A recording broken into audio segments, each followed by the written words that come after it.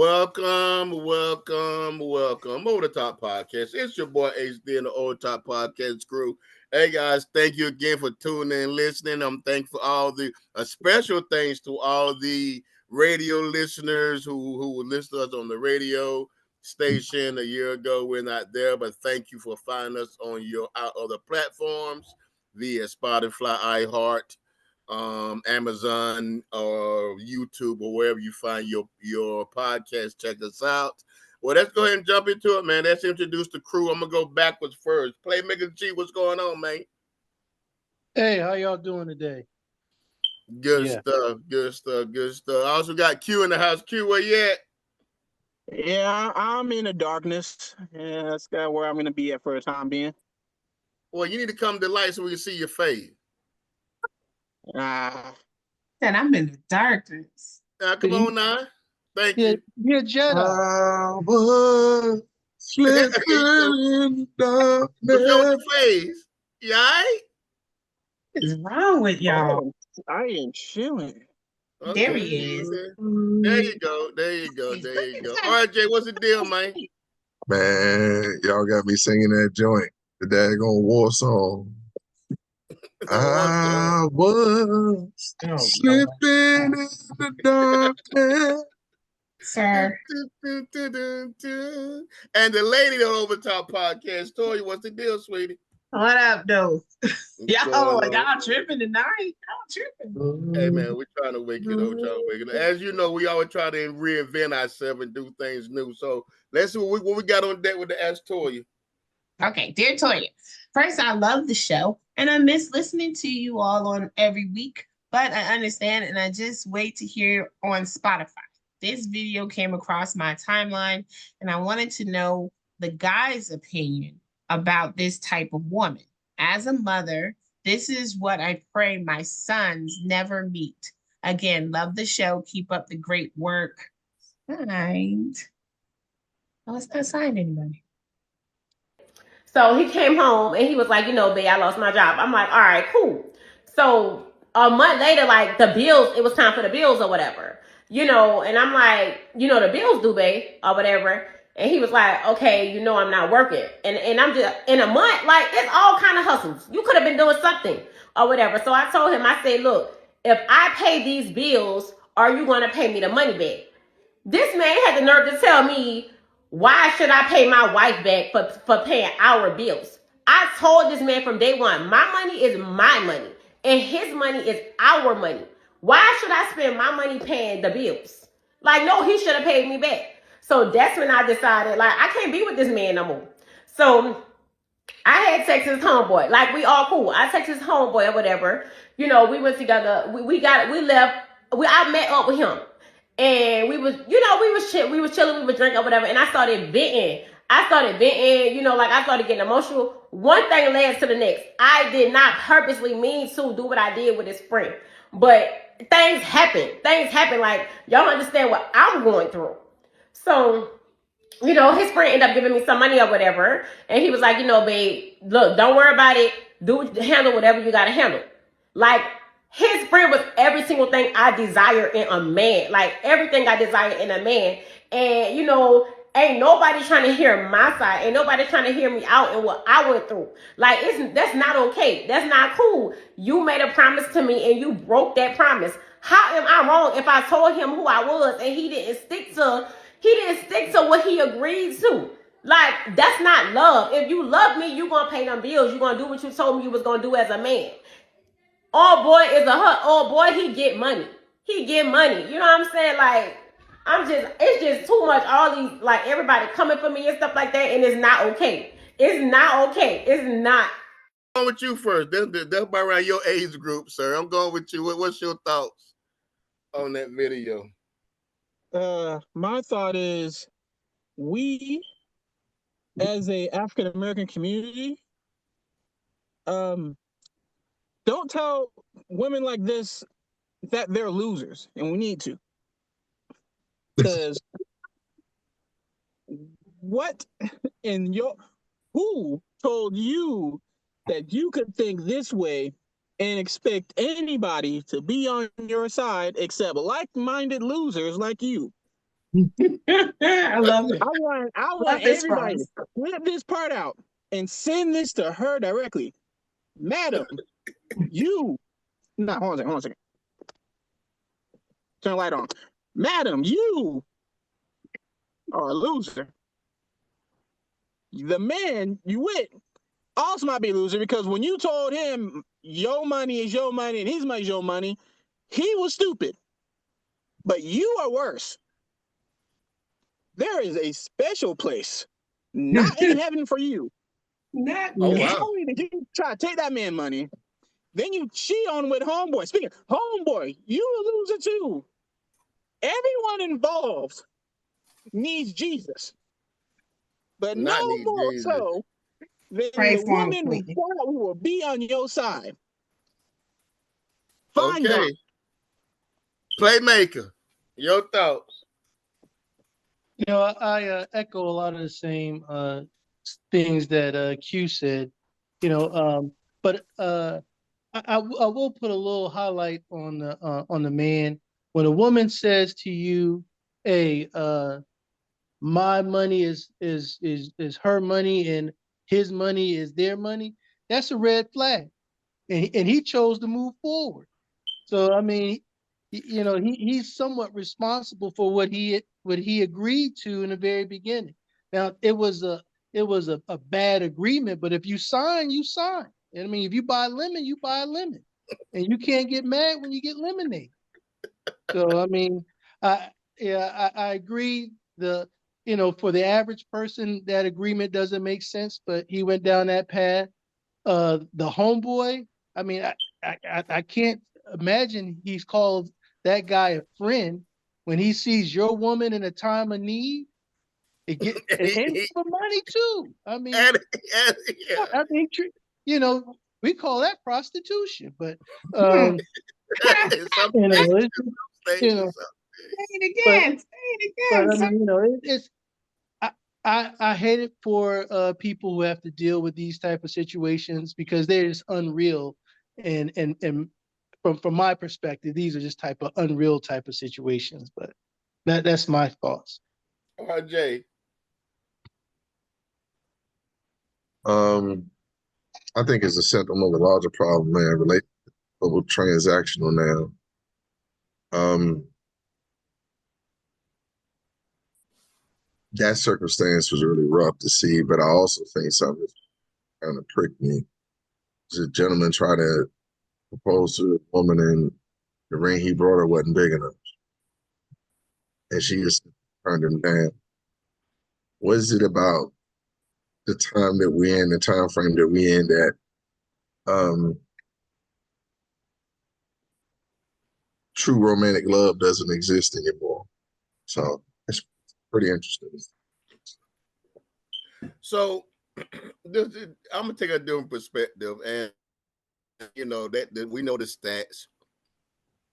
When are we gonna take the ceremony or the commitment of marriage as a country serious and for what it's meant to be versus, like Ron said, more of a transactional? This is why 50% of my marriage is divorce, because we come in with a selfish mentality, man, which is marriage is one of the most selfishness thing you can do, because you're actually giving yourself to somebody else and putting their needs and wants before yours. So when are we gonna, let's stop playing with marriage? You save yourself some money. Don't even get married. If your mindset is my money is my money is my money, my money my money, your money my money, don't even get married. Don't even sign up for that, because soon you sign up, buddy. No, there's nothing. What's yours is hers. Everything is one. And if you're not mature enough, emotionally, mentally, spiritually, to commit to that journey, don't do it, because it's not for the faint of heart anyway. It's it's not for the faint of heart anyway. So this is a hot mess, like we see in times of this today's time with some of our backwards thinking women. And your homeboy, come on, dude. Come on, dude. A bro code is bro code. Now, if that's your boy, But you was a snake anyway, so I'm off my soapbox, Toy. You can wrap it up.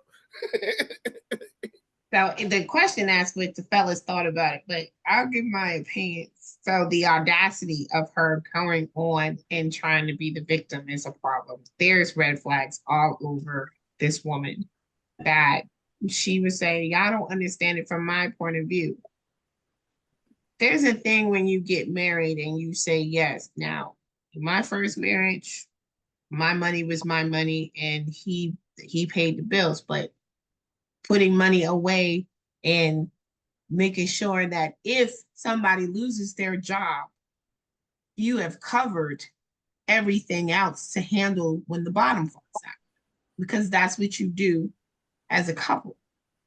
You might make a decision, and yeah, there are still men out here who want to be paying 100% of the bills, but as a woman who is your helpmate to your spouse, you're supposed to make sure that if life hits you hard, you are also able, you're saving enough to cover those bills. You're not supposed to be out here spending money frivolously. You're supposed to be there to help. You should never, and I don't believe in this man pays 100% or 50-50. We do this together.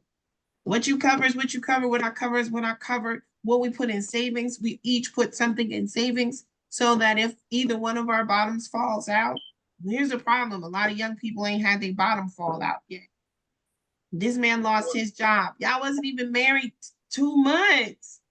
Yeah, but with it, but them vows didn't mean nothing through sickness and health, to No. rich or Where did poor, you get married at? Because I pray it wasn't in the church. Yeah, well, you made them. Then you go to his I friend don't and think people complain. say that's a So why do covenant, you have, dude. first of all, why do you have that type of access to a friend, to his friend? No. Why do you have that? I don't know. I just believe in certain things. Why do you have that type of access to a friend unless you're planning something to surprise him with? But you calling his boy to complain about him, so you already had eyes on him in the first place. This ain't the first time she probably called him to complain about him. Part. And this is why it was so easy for him to get in them draws, talking about something. I didn't want it to happen. Yes, you did. Because he flashed the money in front of your face. And like G said, it's the oldest profession in the world. You were just sold to the highest bidder, boo. Out of here with this. I cannot with these women. But I thank you for the question. And if you have any more questions, please send them to asktoya, TOIA74 at gmail.com or asktoya, TOIA on Facebook. And those ain't gotta be this relationship question, guys. Ask them, get some politics. No, there's a lot of politics. Get some business. Let's mix it up a little bit. But if you want to keep it raunchy, we can keep it raunchy. True, what's going on with the sports this week, man? What's the highlights of the sports week? Or sports couple of weeks since we talked? Because who won yesterday? Hi. Yeah, we don't talk about any team from New York. So in fact, we're not even gonna start with football because history was made a few days. Actually, history was made last week. For my baseball fans, I know you've heard of the 30-30 Club.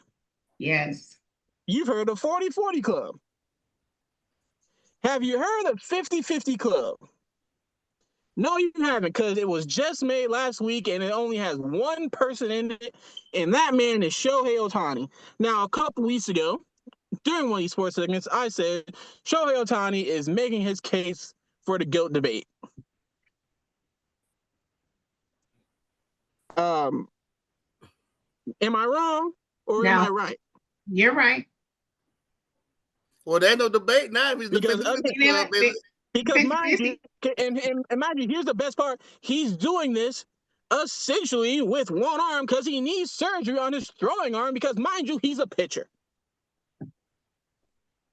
He's a pitcher that just also so happens to be able to hit balls 400 plus feet and can steal 50 plus bases in a season. Speaking of the season, the playoffs are right there now. The playoffs for MLB is happening right now, and this is Shohei's first time in the postseason because the Los Angeles of Anaheim are the worst run organization in sports. Okay. We would have another GOAT if Mike Trout decided to leave the Angels when he should have many times. But that's enough of that. Speaking of people who are breaking insane records, and who probably should be the leader in the Heisman race. No, it's not Travis Hunter, although he's having a good season. Great season. Coach ain't here, but just know Miami Cam it's not Cam Ward, because good Lord, Miami. I know he almost had a heart attack watching that game. And no, it's not Jalen Milroe. We saw what y'all did against how y'all beat Georgia and then lose to Vanderbilt. So, and then he cussed about it. Trap game. The trap game. The guy who right now should be the front runner for the Heisman candidate is Boise State running back Ashton Jeffrey. Ashton Jeanty, not Jeffrey. Ashton Jeanty, because mind you, he has over 1,000 rushing yards in 16 quarters. There's been 2 games where he got benched at halftime. In 5 games, essentially a full game, he has over 1,000 rushing yards in less than 100 attempts. Well, he running, ain't he? He running, ain't he? Where is this photo? I want to show you these game stats. Week 1, 267 rushing yards. Week 2 against Oregon, 192 rushing yards. Week 4, 127 rushing yards. Week 5, 259 rushing yards. And last Saturday, 186. Are those Heisman numbers, playmaker? Yeah, they kind of remind me of my career. Those really good numbers. What? Stop. On Madden? Not on Madden. On Madden. On Tecmo Bowl. Okay, well, I'm sorry. I'm going to get back to football in a second, but let's transition to basketball. Can we go to basketball? Can we talk about the WNBA? Oh, perfect. That's exactly what I was about to bring up. Thank you. Let me tell you about it walk-ups have been You gotta talk about it with your team. been nice. My team, the Las Vegas Aces, were eliminated. And whose team? My team, the Liberty. Whatever. Anyway, so here's what I have learned about this season. But about this season, since the WNBA got a bunch of new fans. Here's the main gripe I have. The WNBA is not ready for superstar criticism. Allow me to explain. My GOAT, Asia Wilson, three-time MVP, unanimous MVP. Unfortunately, didn't play that well in the elimination game. And people, rightly so, said, "Hey, Asia, you didn't play that well." And here come the women that look like Toya out here saying that we hate black women. First off, no, she played a bad game. Don't put that on all black women. Don't do that. It was black. I am on Twitter. It was black women who were defending. She did not play well. She didn't play well. The women that look like Toya, who are athletes, know some games you have a good game and some games you don't. Correct. And apparently some women don't know that because they came out the woodworks saying black men do not like black women because they called out Asia Wilson for having a bad game in the playoffs. Oh, look, wow, that's a stretch. No, that is what they did. I saw it live. I seen it live. Not because they did this. They also did the same thing with Angel Reese when she was having some bad games and trying to stat pat some of her games, but we let it pass because she was a rookie. Asia Wilson, my GOAT, she had a bad game, called her out on it. People try to say, I don't like black women. No, unfortunately, she had a bad game. Unfortunate. Last thing, bring back to football. And I'm gonna do this. Guess this player right now. See if he's a Hall of Famer now. Okay. This player played 10 seasons. He is a 10-time Pro Bowler. 8-time All-Pro. He is a 3-time Defensive Player of the Year. He won Defensive Rookie of the Year. And he is a Super Bowl champion. Is that a Hall of Famer? And then I'll backtrack it. Is he one of the greatest defensive players in the world? Well, yes, he's a Hall of Famer. What do you think, Playmaker? Ron, what do you think? Is there a Hall of Famer? Hall of Fame stats? Oh, wait. By the way, one more quick thing. Well, who in particular? He's missing a lot of people. Total sacks. How many sacks? 111. You talking about DJ Watt? TJ Watt? No. Who? Playmaker, he Hall of Fame? Let's let everybody guess. Oh, you trying to put the numbers up? You just putting the numbers. You're not asking. Yeah. And his season high in sacks was 20 and a half. Who is it? Is it Donald? He Hall of Fame to me. It is Aaron Donald. Oh, yeah. First ballot. I know y'all like LT. But Love LT. 10 seasons, 10 Pro Bowls, 8 All-Pro, I love Lawrence Taylor too, but he wasn't a freak like Aaron Donald was. Aaron Donald was ridiculous. Look, you see, I said, is it Donald? Because I did look. Yeah, he's ridiculous. LT, you are great, but once Aaron Donald gets into the Hall of Fame, you may slide to the number 2 because right now the best defensive player to play the game of football is Aaron Donald. But those are two different at least defensive linemen. If you want to talk about corners and DBs, and linebackers, go ahead. What you say, Playmaker? Those are two different positions. You can't really put LT in that same category as a Aaron Donald, can you? Well, one DN and one a D tackle. They closely related. Aaron Donald. But you see LT on the line. Uh-huh. Aaron Donald played D tackle. He played D end.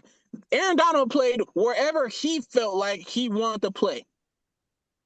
And no matter where he was, he got triple teamed with the running back chip.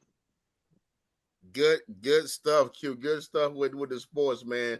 We won't be as long last because we got it down. Good stuff. Hey, saying, go Ducks! I hope we beat Ohio State 4:30 Saturday. Okay. Because, oh my gosh! I hope there's not one of the season crashes. But let me just make one statement. Lawrence Taylor is listed as a linebacker.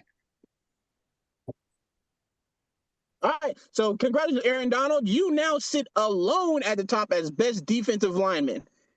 And because there is Aaron Donald, and then there is a gap, and then there's whoever played in the 90s that y'all want to bring up. Reggie White. And then number 3 might be JJ Watt. Good stuff, guys. Good stuff. As we continue to talk. All right, I'm gonna come with you, man. What's some of the latest headlines or news that affect our community in the last summer? What? I'm sorry. No. Yeah. Go ahead, Ron. Go ahead, Ron. I think the number one thing we talked about last week in terms of the voting and our willingness to exercise it, the deadlines are fast approaching, so we definitely need to lean into that. But I want to say something else. I really want to put this in the ether. Killer Mike said something on a podcast that was really dope.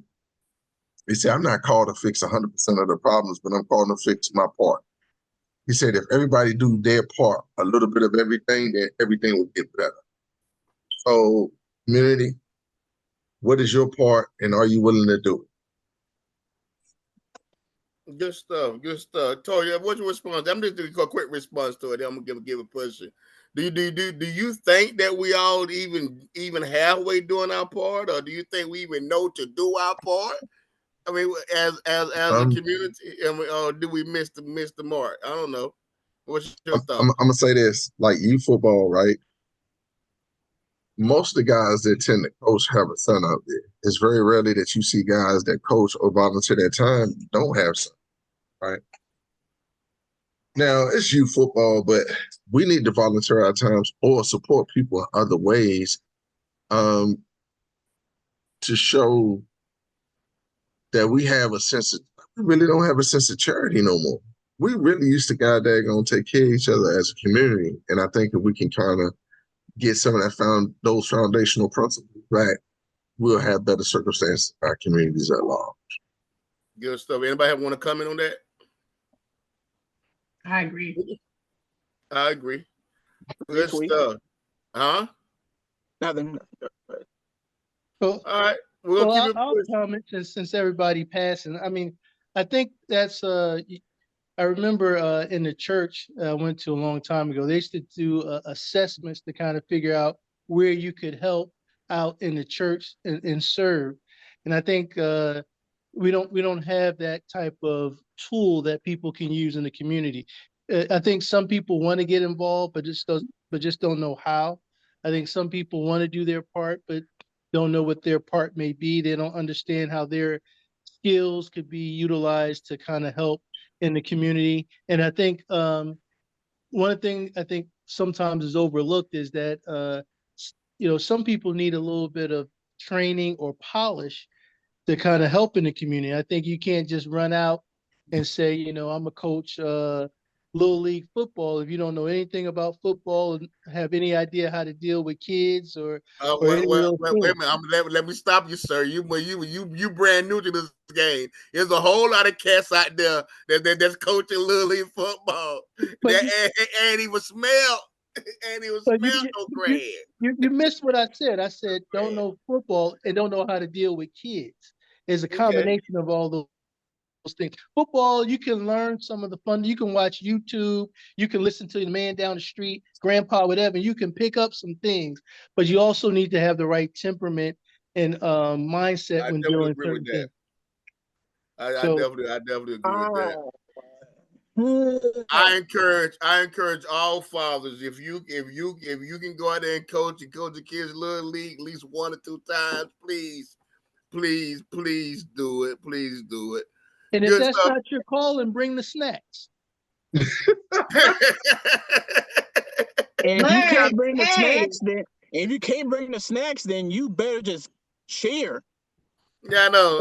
In fact, no, Be not even over the that. raffle tickets. If you can't coach, be over the raffle. Then you may make some And, money and on if the you raffle. can't do none of that, pick up the chains. That's right. That's easy. They can tell you what to do with the chain game. Or They can tell you encourage what to do with somebody who the chain can. game.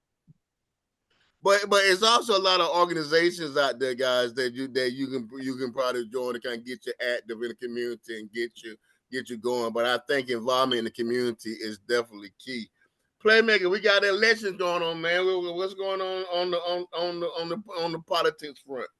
why not Well, more days? I'm gonna follow up a little bit on what Ron started and diverted from, and that's a term inactive voter. For some people, they may not have be familiar with the term, but it's a term that I'm kind of hearing a lot over the last couple of weeks. People who may have registered to vote 10 years ago are finding out that they are now listed as an inactive voter and not knowing how they became an inactive voter. So without taking up too much time, uh, check your status.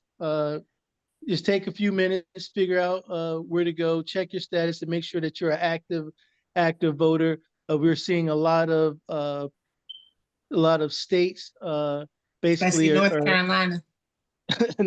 North Carolina. Yeah, I think y'all had what was almost was Mm-hmm. 700,000 Yeah. voters. And some of the things are I had at least 2 people that I know personally that was placed on the inactive voting list, and they just missed the two votes. I'm sorry, 2 voting cycles. They voted before, but they just didn't vote 2 times consecutively and got labeled as an inactive voter. And one person moved and didn't do a change of address in the same state, and they got labeled as an inactive voter. So just check your status. I mean, and then the other thing I would say is please look at the sample ballot before you get there so you don't have the Christmas tree. I know some of y'all are not strong readers, so read ahead of time so you can you can kind of know what's going on. And hey, guys, hey, just to Here's an piggyback on. Go ahead. go Go ahead. ahead. Go ahead. But another thing about right now in the state, because of Hyleen and people losing almost everything, you can go to your um your um your city. If you are in Western North Carolina, they will give you a voter's ID. So you could take a picture. My sister actually just did it with my one of our clients the other day here in Charlotte. They will give you a voter's ID so that you have it when you go to vote, because a lot of people here have lost everything, including ID and all important papers. So, but they still want to vote. And the polls, they said it today on the news, will be open in those areas. They are trying to get polls open: Chimney Rock, Asheville, Hickory, all the mountains, Brevard, all the mountain areas. And definitely in South Carolina, trying to piggyback, I was looking it up to you. Mhm. They actually, the voter registration has been extended to the October 14th in South Carolina.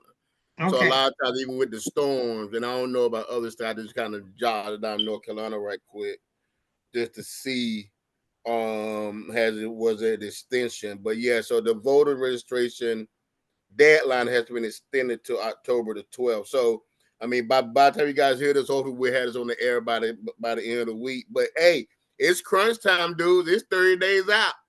It's crunch time. If you don't know what team you on, it's time to make that decision now. It's time to make that decision. But hey, guys, great topics, great headlines. Just kind of keep up with some current events of the country, what's going on around us. So the main topic tonight I'm gonna jump into is called the Great Replacement Theory. In simple terms, states that welcome immigration policies, particularly those impacting non-white immigrants, are part of a pilot design to undermine or replace the political power or culture of white people living in the Western countries. This started around 1973 with the French author Juan Respiati, I can't pronounce his name, excuse me, wrote the novel titled The Camp of the Saints, an apocalyptic tale that attempts to decept the distinction of white Western society at the hands of mass immigration. From the global South, Rapelli's novel took hold among American white supremacists and anti-immigrant groups in the 1980s and 90s, and it remained a touchstone today for the prominent anti-immigrant hardliners such as your Stephen Millers and your Steve Bannons are some examples of the Great Replacement theory. On August 11th, 2017, hundreds of individuals representing the anti-Semitic and white supremacist groups, including the Ku Klux Klan, gathered for a Unite the Right rally in Charlottesville, Virginia. The extremists kicked off at the rally and referenced the Great Replacement theory, chanting, you would not replace us, and Jews would not replace us." On August 3rd, 2019, 23 people was killed in a mass shooting at Walmart in El Paso, Texas. The terrorist targeted Latino shooters, and his manifesto referenced the Great Replacement theory and fear of Hispanic invasion.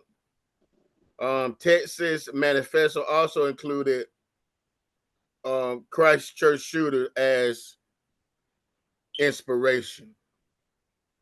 So Q, I'm gonna go with this one. What are your thoughts on this theory of the Great Replacement theory? What's your thoughts? You know, when some people have power and they finally experience power, they'll do everything to keep it. Facts. And then when they feel they're losing power, they'll do whatever they can to get the power back. And those people might be some of the worst human beings on the planet, because when you have power, you're supposed to share it with the rest not trying to keep it all to yourself. So when you try to hold on your power and you use certain things like religion to back what you're doing, you're a bad person. And even though you say you're a follower of God, there is a nice warm spot in hell for you. You putting everybody in hell today. Yeah, everybody go to hell. Jesus. Jeez. I And, love it. and I would and for all my people on was it MLK Day, when the AKA gets put in office, be warned, because oh my, somebody he already said they plan on doing something. And I'm Okay. hoping, I'm praying that it fails. Okay. No problem. Also, I I saw about a black woman becoming president on MLK Day. And then inducted by a black woman. That's called Black Power Excellence. Playmaker, as a black man, though, have you experienced any situation that you felt the replacement theory played a part? That's a very difficult question, because if you asked if I experienced racism, probably. If you asked if I experienced people just being feared of being replaced, I don't know if those are one or the same or a subset. So it's kind of hard. I mean, if you look at the stats, you'll see, especially after the George Floyd case, you saw tons of companies come out and say that they needed to uh, do better and hire DEI teams and professionals because of their hiring process, because of their promotion process. So it's looking at the stats is a high probability that I have been impacted, but me going into an office, coming out saying, "Hey, I feel like I've been replaced." I don't know if I've actually experienced that blatant type of feeling. But I will say is that it's very interesting. I'm very curious to see how that community feels about the changes we have with AI, automation, and robotics, because I think those are really more the things that are a bigger threat for them than just other people. I think when that come, that takes race out off the table, don't it? Mm. that kind of takes race off the table. RJ, come with you here, buddy. And the article suggested that the race that this theory started in around 1973. Do you believe that, or do you think this has always been the attitude? Has been passed down through generations. Do you think there's always been the attitude of certain right wing, or I won't say right wing, but you think that always been the attitude of some men, and it's taught to their been it passed down through generations, or it is something that's recent? You're on mute. Racism or prejudice is insidious in and of itself because it robs people of being their best self. When I show up to protest against you trying to have basic rights, basic human rights, and I profess my thought process or my focus towards some agency of some sort, like some of those like the QAnon shaman and some of those other fools that went to prison. Those things concern me. I think the replacement theory in and of itself is a whole bunch of bull crap. It's the fact that now in America, more people are being more competitive and competing for opportunities now. And I think most people want to be grandfathered in. The vast majority of the wealth that we see here in America that's in front of our eyes is inherited. So when you have a poor family or poor children, what do they inherit? What they inherit is the privilege and ability to exercise a certain right, and they don't ever want to yield that, in my opinion. Tori, I'm gonna switch the question up on you a little bit, and because kind of add a little more relevance This to is what not. we're doing. When we talk about the MAGA party or the Make America Great Party, and they play on the fears when you talk about immigration, people gonna replace me. How do you think do that resonate with people? Do you think you do you see how they treat? I mean, you see what I'm asking? How do you think they resonate to every the people that you deal with, or every the people that's in society? Because they feed that to one I person. I got a lot of magna clients. How That's do you think crazy. that Um, resonates? so I think like you said in everyday society, we talk about the United States, but this thing is nation, it's national. It's in other countries, Germany and Europe and here. Like you said, it's a fear. It's a fear tactic and it's propaganda. This theory has been debunked so many times. There's no proof behind it. It doesn't exist. It's not real. But in certain types of environments, so like skinheads and easy to condition type people of the outside of our hand color. Mhm. Right. These people. These Um, people, the people. ignorance level, it's easy to manipulate them to thinking that this is a real thing, that this is what is happening at this time. And it's crazy because you see it time again on shows like Law and Order and SVU and Criminal Intent and stuff like that. You've seen episodes over and over again about white supremacy groups coming in, even FBI coming in because of this theory. So now they're showing it on TV and they're explaining why it makes sense to them because of the fear of immigration and people coming into the country and getting jobs where you can't get a job. It's the same way when we did Tulsa. The problem was Black people shouldn't have had money when we don't have money. So we gonna take what they have. It's psychological damage. That's what Definitely. I can Let say me go with about it. you with because I know you've been a component of immigration, and there, that, and we talked that that's one of some of the issues that with I'm not an immigration. immigrant. What you trying to say, I sir? said. You I you know said that in response to immigration, I said we have talked about immigration, and you Okay. have been, and you had some concerns. Most you had your opinion He said, I was pro born and here, against sir. immigration. That's what I'm trying to say, sir.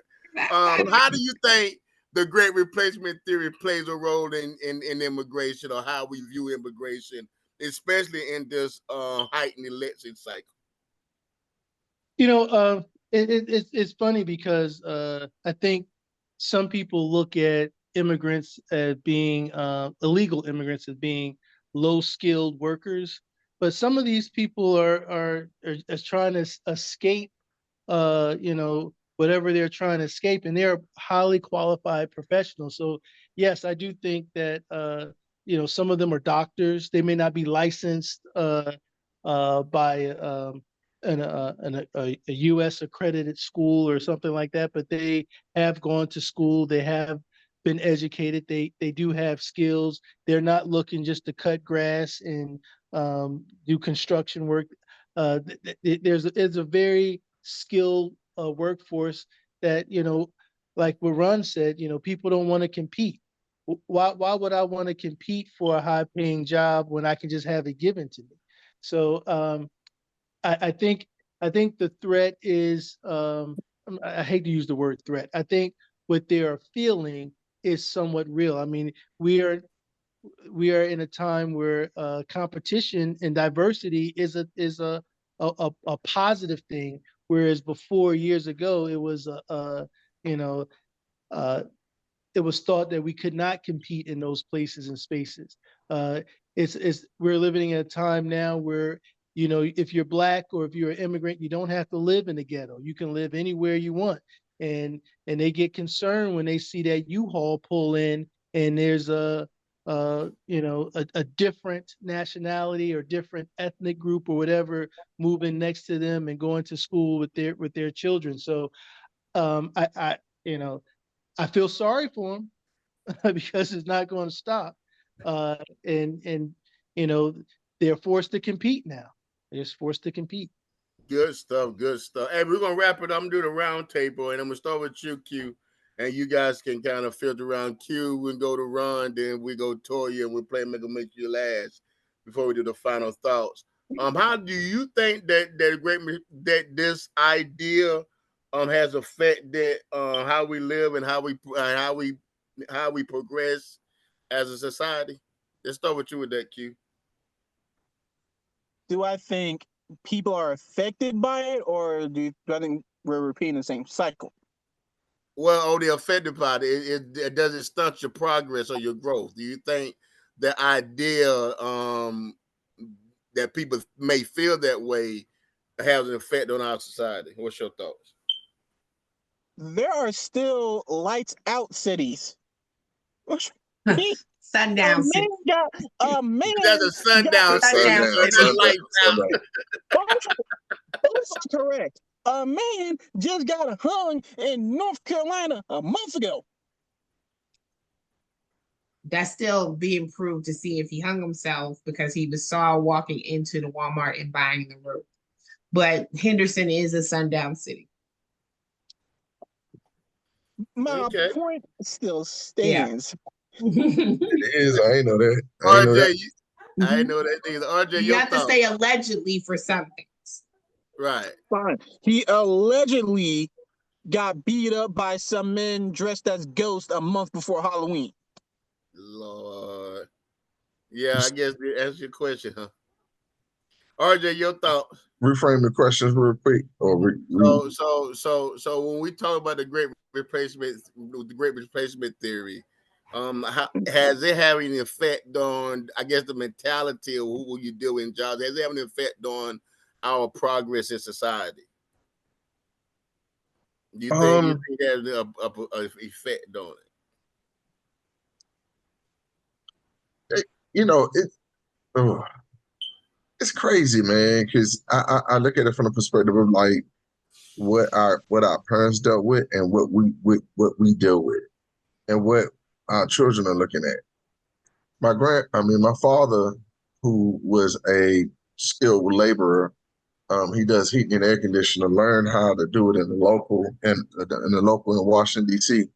And his engagement in that local, solidified, the ability for him to make a significant amount of money throughout his life and have a good career.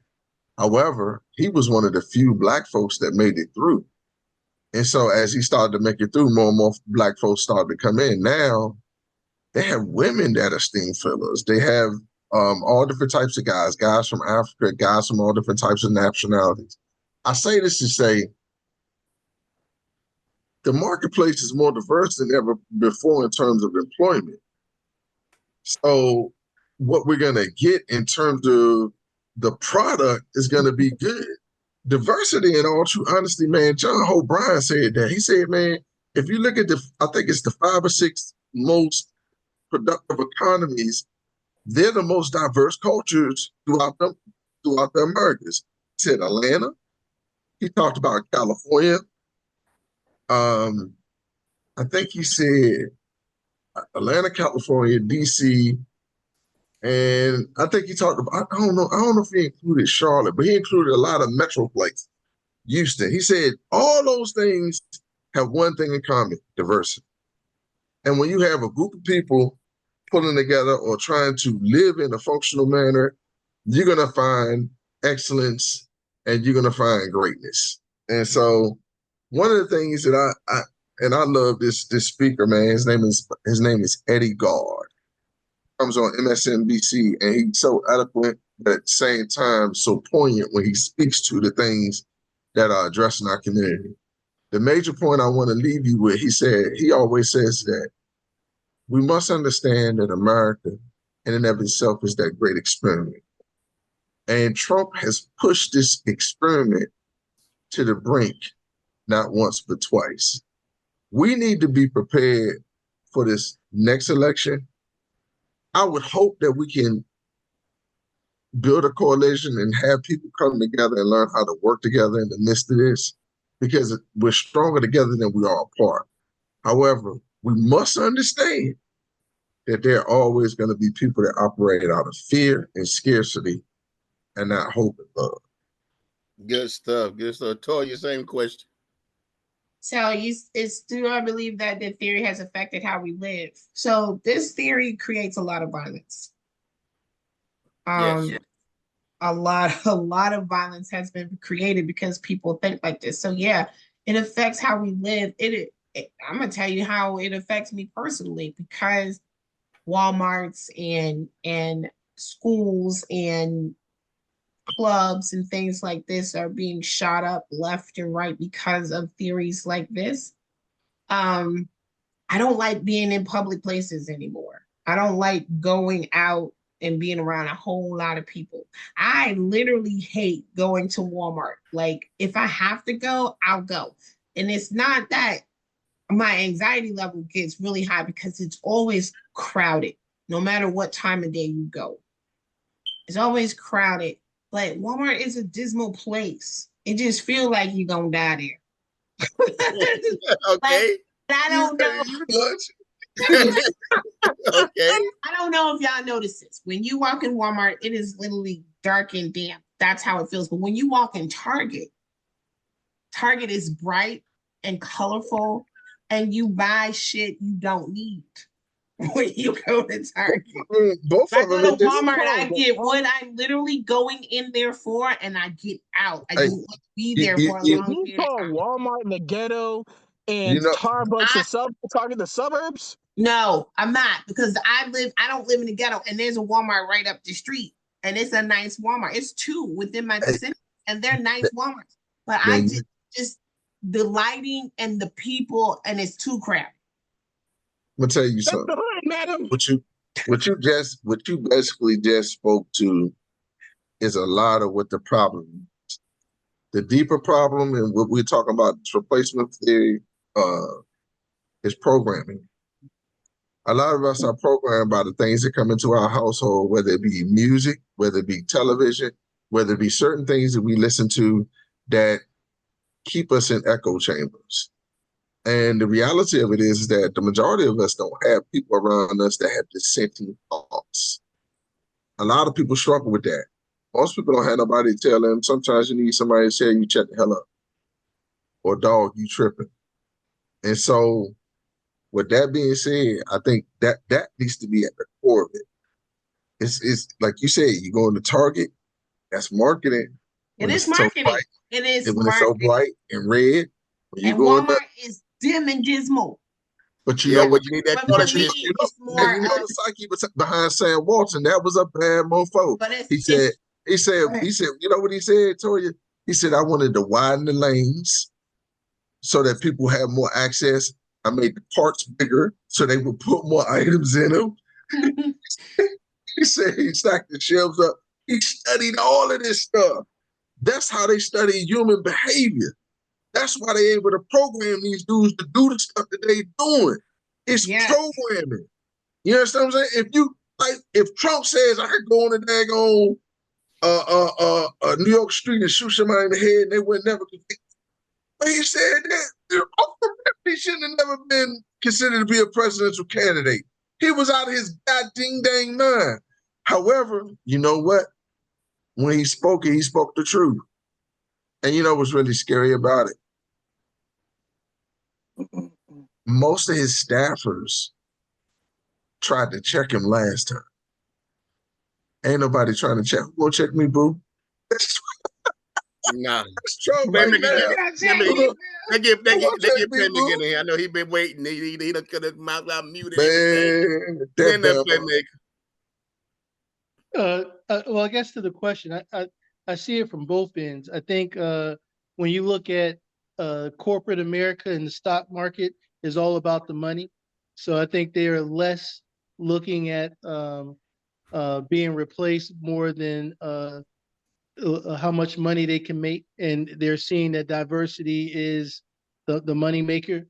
I think when you get to the ground level. Like Toya said, you see people like, hey, the reason why I'm not working, the reason why I'm not living in that big house on the hill is because someone else took my job and they're living in that house where I should be in. So I think you have it at both spectrums. One, just depending on if it's a successful businessman or if it's a worker who is out of work or unemployed. Good stuff. Good stuff. Good stuff. Good conversation, guys. We will continue the conversation as the conversation is needed. Q, last word, sir. I have 3 last words. One, I forgot to mention my other goat, my mixed martial artist goat, Demetrius Mighty Mouse Johnson, retired recently. He is my goat. I understand if you like John Jones, but John Jones is a crackhead, and Demetrius Johnson just likes to play video games. But you Speaking know of him video games, personally? speaking of video games, for all my people who play video games out there, Dragon Ball Z Sparking Zero drops for people pre-order drops tonight. And I, once this is over, I'm going to go download that game and play it. Because for people like me, we have been waiting. Let me see, 2014, last game out 2007, 17 years for this game. And we're ready for it. And last thing, I need to get a little bit more hate out of my heart. Dak Prescott is the only quarterback in NFL history to throw 2 picks in the same game in 2 different days. He threw a pick before midnight, and he threw a pick after midnight. The Cowboys, But he still won. I don't care if they won. He said, "Go Eagles, Commanders, y'all got it. Giants." All right, who's next? Toy, your last thoughts, Steve. Say your last thoughts. My last thoughts is usually about voting, but today,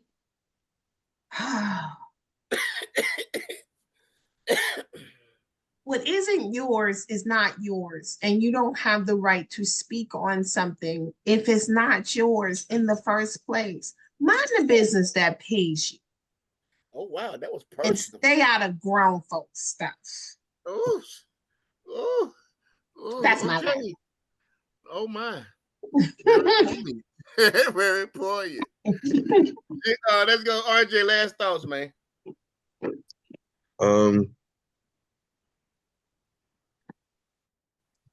Mine is on a real wild thing.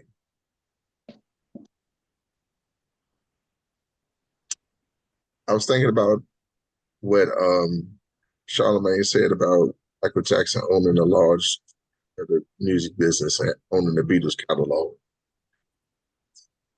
One of the things that we need to really provide in our community is infrastructure so we can take in the people that we really truly value.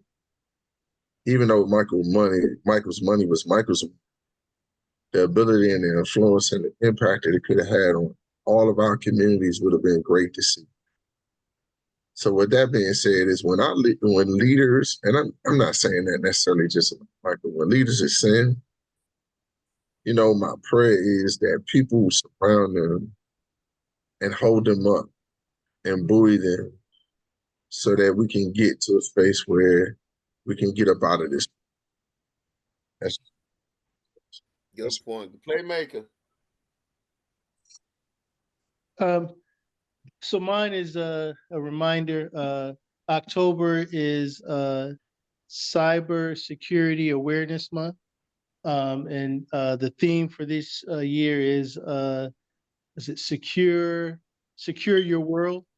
So cyber security for those who have never been a victim, it's identity theft and all these other things are very real. So just take some time and practice good safety tips when you're online or doing transactions via your phone.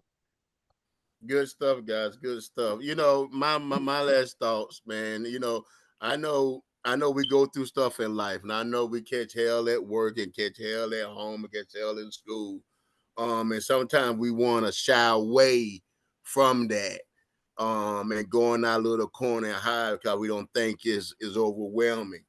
Well, but I'm suggesting do something different. What I'm suggesting is you turn around, you bow your back, and you run through the storm. You run through the pain, you run through the problem, and you deal with it.